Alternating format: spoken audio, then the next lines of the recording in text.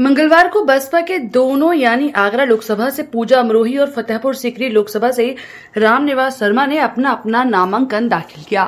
Agra Lok Sabha seat से बसपा प्रत्याशी पूजा अमरोही का कहना है कि आगरा में पानी की समस्या बहुत विकराल है, उस पर काम करेंगी। साथ ही आगरा बैराज और ताजमहल होने के बाद भी आगरा पर्यटन नगरी नहीं बन पाया।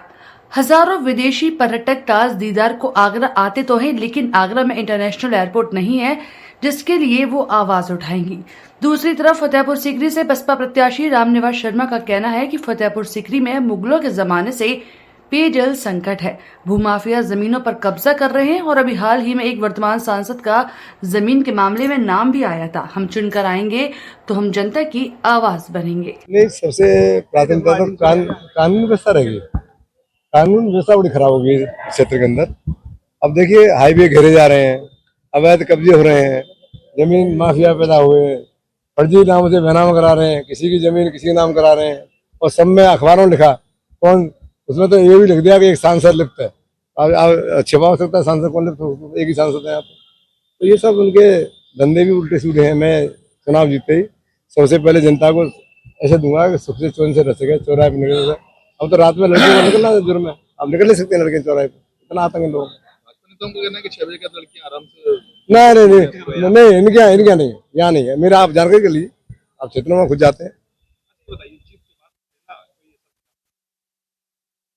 नहीं, एक्चुअली क्या है, मेरी तो जो जनता की प्राथमिकता होगी, जहाँ जहाँ चीज जरूरत होगी, ये है।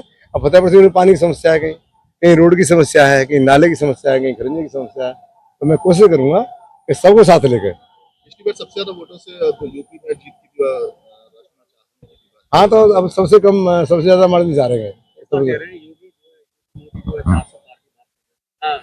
नहीं, मैं पूरे देश की बात नहीं कर रहा, मैं फतेहपुर पार्लियामेंट की बात कर रहा हूँ, क्योंकि मैं चुनाव के अलावा मुझे कुछ दिखाई नहीं दे रहा उस समय। मेरे यहाँ कुछ भी नहीं है। पर्यटन का क्षेत्र भी है हाँ, उसमें काम करेंगे। हाँ, 100%।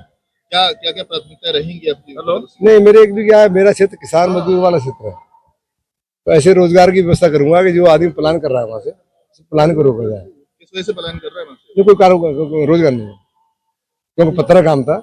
एक्चुअली पहले गिट्टी पत्थर काम बहुत था मेरे यहाँ। मुगल काल से पानी की समस्या चली आ रही है, उसको भी काम करें। हाँ, उसमें काम।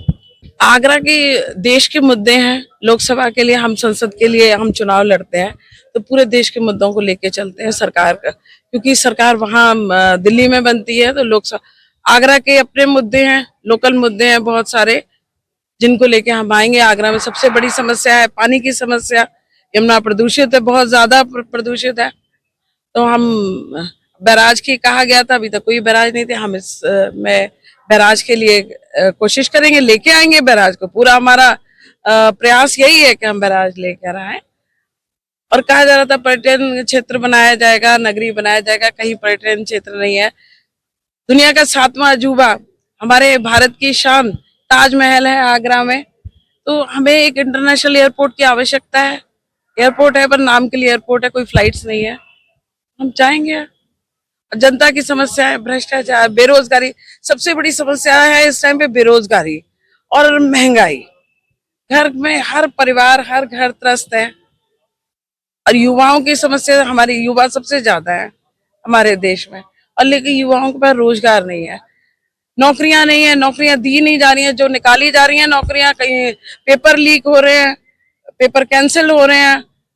जो पेपर कैंसिल होते हैं, हजारों लाखों लोग, अरबों करोड़ों रुपया भरा जाता है, वो पैसा कहाँ जाता है? तो वो तो जनता तय करेगी कहाँ किसकी सीटें निकलेंगी कितनी। भाजपा यही कह रही है कि आप बाहरी प्रत्याशी। बाहरी से क्या मतलब है? वो सभी भारी से मतलब ये नहीं है, उनका दूसरे तरीके का भारी कहना चाह रहे हैं। सब पर भारी प्रत्याशी, सब पर भारी प्रत्याशी। और जब मोदी जी गुजरात से आके यहाँ पे गंगा पुत्र बन के बनारस से लड़ सकते हैं। मैं तो एटा की हूँ, हमारे एटा का जलेसर क्षेत्र, जलेसर विधानसभा लोकसभा में आती है, आगरा लोकसभा में आती है। तो एटा मेरी जन्मभूमि है। कल ही कहा है कि जो विपक्ष के जितने भी प्रत्याशी उनको कोई जानता नहीं। अच्छा, वो कभी निकले हैं घर से बाहर? कभी बाहर निकलते नहीं है, सिर्फ फीता काट लेते। जनता में निकले, जनता पहचाने, देखे सिर्फ अखबारों में या उसमें नहीं दिखाई दे, जनता में दिखाई दे। और हमारे बहुजन समाज पार्टी के हम लोगों की पूरी कोशिश रहती है कि हम लोगों के घरों तक ही नहीं, लोगों के दिलों तक पहुंचे, और हम पहुंच रहे हैं। लोगों का बहुत प्रेम और सहयोग मिल रहा है।